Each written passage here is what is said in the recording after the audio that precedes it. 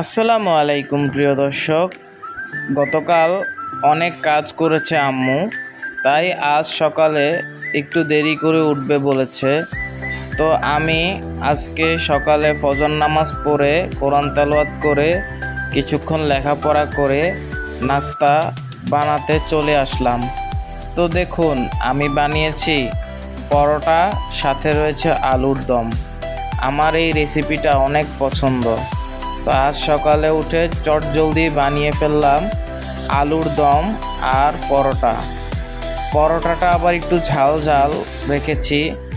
আগে থেকে আলু ভর্তা ছিল, তো সেটা আবার পরোটার মধ্যে দিয়ে বেলে নিয়েছি। তো পরোটাটা কিছুটা ঝাল ঝাল এবং সাথে আলুর দমটাও ভালো রান্না হয়েছে। তো কিছুক্ষণ পরে আম্মু উঠে আমার নাস্তা খেয়ে জাজমেন্ট করবেন যে আমার নাস্তাটা আসলে কেমন হয়েছে। তো কারা কারা এই রেসিপিটা পছন্দ করেন কিংবা সকালের নাস্তায় প্রায় খান, কমেন্ট করে জানাবেন।